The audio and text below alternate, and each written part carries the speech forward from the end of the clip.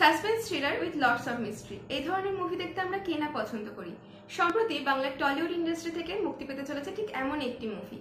হরনাথ চক্রবর্তী পরিচালিত এবং হিন্দল চক্রবর্তীর চিত্রনাট্য নিয়ে সুরিন্দর ফিল্মস থেকে 29 সেপ্টেম্বর মুক্তি পেতে চলেছে তারকার মৃত্যু, যার স্ক্রিন প্লে এবং ডায়লগের দায়িত্বভারে ছিল অ্যাক্টর কাম রাইটার পদ্মনাভ দাশগুপ্ত। এখানে অভিনয় করতে দেখা যাবে রঞ্জিত মল্লিক, হ্যাঁ, যার ফ্যামিলি ড্রামার আমরা ভক্ত। এছাড়াও ঋত্বিক চক্রবর্তী, পার্ণ মিত্র এবং অনিন্দ্য বন্দ্যোপাধ্যায়, প্রিয়াঙ্কা মণ্ডল ও সোহম মজুমদারকে। ট্রেলার দেখে অনুমান করা যায় এটি একটি ফিকশন স্টোরি। কেন, সেই বিষয়ে পরে আসছে। এখানে ঋত্বিক চক্রবর্তী একজন রাইটার হিসেবে রয়েছে এবং তার লেখা গল্পের সাথে ঘটনাচক্রের অনেক কিছুর মিল পাওয়া যাচ্ছে। পার্ণ মিত্র, যার চরিত্রটি মৃত হিসেবে উদ্ধার করে পুলিশ এবং অ্যাজ এ তদন্তকারী হিসেবে রঞ্জিত মল্লিক সেখানে উপস্থিত হন। পরখ করে বলা যেতে পারে রঞ্জিত মল্লিকের এই আউটলুক এবং চরিত্রের একটা নতুন বহিঃপ্রকাশ ঘটতে চলেছে। ট্রেলারটি খুব সংযত রাখা হয়েছে। এখানে খুব একটা ডায়লগ নেই, কাট টু কাট সিন রয়েছে উইথ ব্যাকগ্রাউন্ড মিউজিক, যেটা একদমই পারফেক্টলি মানানসই।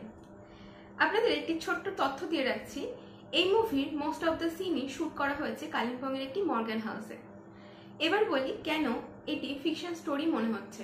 2012 সালে রুবি স্পার্কস কিংবা রিসেন্টলি মুক্তিপ্রাপ্ত তামিল মুভি দেজাবুতে লক্ষ্য করলে আপনি দেখতে পাবেন যে এখানে কিভাবে একজন রাইটার তার কল্পনা শক্তি দিয়ে একটি মুখ্য ক্যারেক্টারের জন্ম দেয় এবং পরবর্তীতে সেই ক্যারেক্টারই তাদেরকে হ্যালুসিনেট করে বা হন্ট করে এবং প্রত্যক্ষভাবে সেই ক্যারেক্টারটির সাথে রিয়েল ক্রাইমের হুবহু মিল পাওয়া যায়।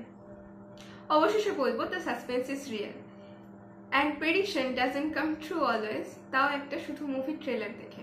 তাই বলবো অবশ্যই আপনার নিকটবর্তী থিয়েটারে মুভিটি দেখতে ভুলবেন না এবং পুজোতে কি কি নতুন সিনেমা আসতে চলেছে সেগুলোর আপডেট পেতে স্ক্রিনে দেওয়া ভিডিওটি অবশ্যই দেখবেন।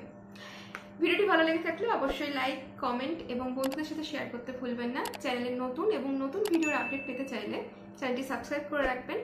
দেখা হচ্ছে পরের ভিডিওতে। ভালো থাকুন, অসংখ্য ধন্যবাদ।